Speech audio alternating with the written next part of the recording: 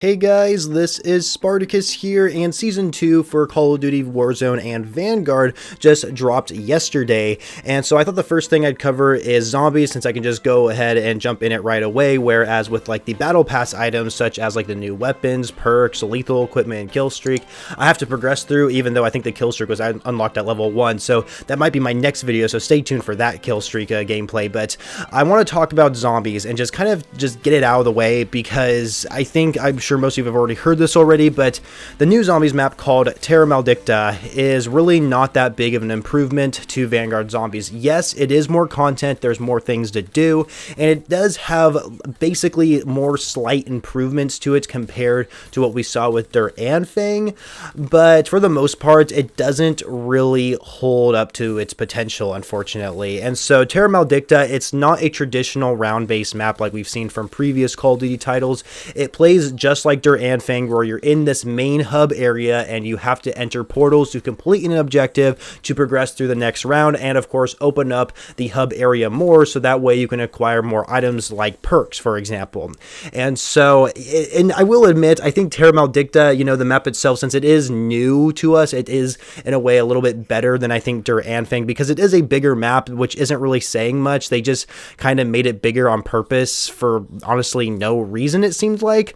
But nonetheless, it is a bigger map, and if you guys are wondering if the main hub area for Terra Maledicta is a multiplayer map, unfortunately, it is. It's not as obvious as what we saw with Anfang, where you're on Red Star. With Terra Maledicta, you're on Oasis, and at first I didn't even realize I was playing on the Oasis map in zombies until I got to a certain point, and I'm like, wait a second, this is Oasis, and I got kind of pissed off because they just kind of took that map and put it into zombies, and they did change it up a bit. There's like a bunch of crystals everywhere. They added more locations that weren't there for the original Oasis multiplayer map, so they did a good job kind of like masking it, even though I was still able to catch on that we're playing on the Oasis map.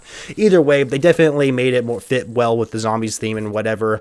But yeah, and another thing I'd like to mention is that the portals you enter, where you enter different areas to complete objectives, those areas were pretty cool. I think one of the places you go to is actually the Dark Aether, which visually looks really cool in my opinion.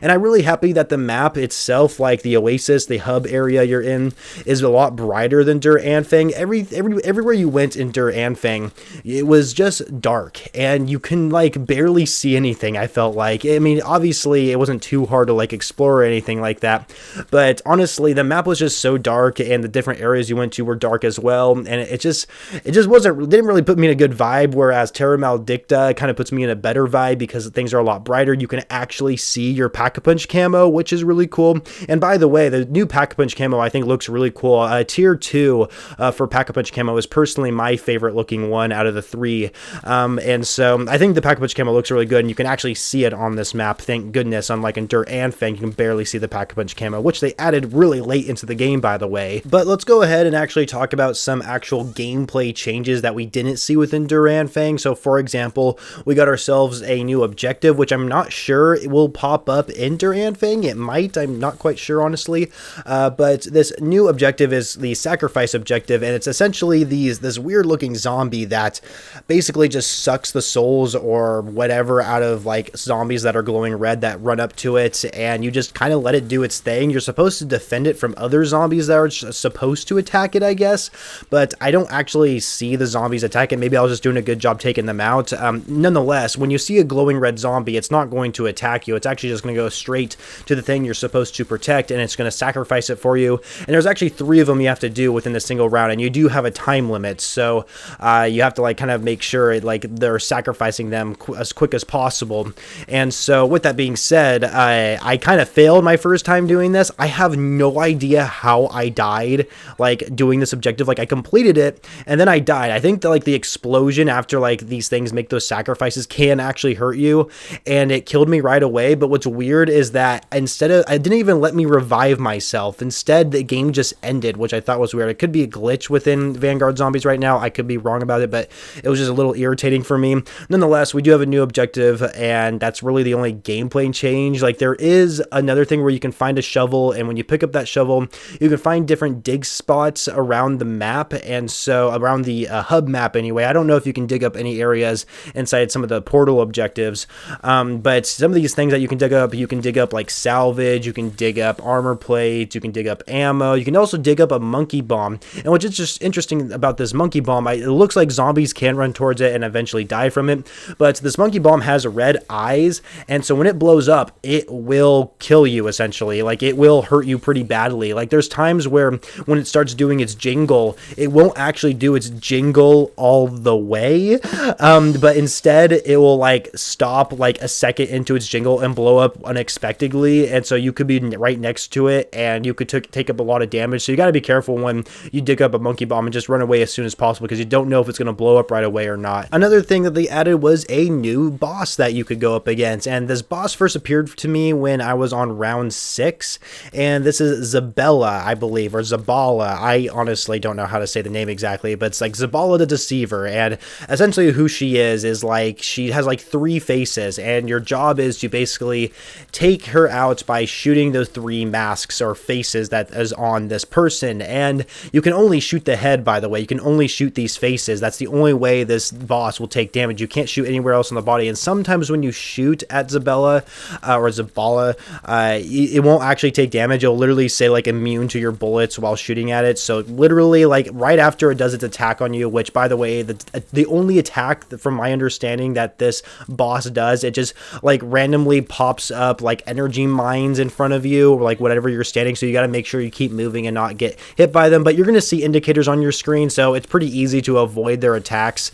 And so you basically just have to like take away the 3 different masks on the face, and then the Zaballa's dead essentially. It's not really too difficult to take out. It can be really annoying when this boss does pop up, because it will pop up while you're just playing in the hub and you're like trying to take out like some zombies around in the hub area, and so you can like collect crystals or like the loot boxes just to get a little bit more salvage or whatever. And sometimes this boss will pop up, and it gets kind of annoying because you have to wait for them to like, you know, teleport away, then teleport back, and you can start shooting them again. It just takes up a lot of time, unlike the Stoomkriegers, or however you say their names, the big brute looking juggernaut zombie that has a machine gun.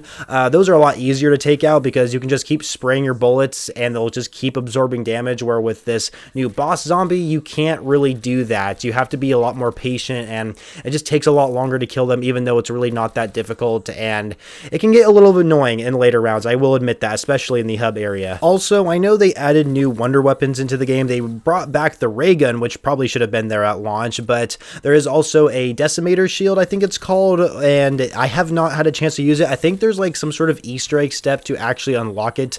I don't know what the main Easter egg quest, I haven't seen any gameplay of it, so I don't know if part of the main Easter egg quest is to obtain this shield. I also noticed there's like a little room that's locked off that has a death machine in it, and so I think that's a little interesting. So there's some sort of like little side Easter eggs or whatever that appears to me anyway, that where you can actually like get the shield and of course get that death machine in that little room.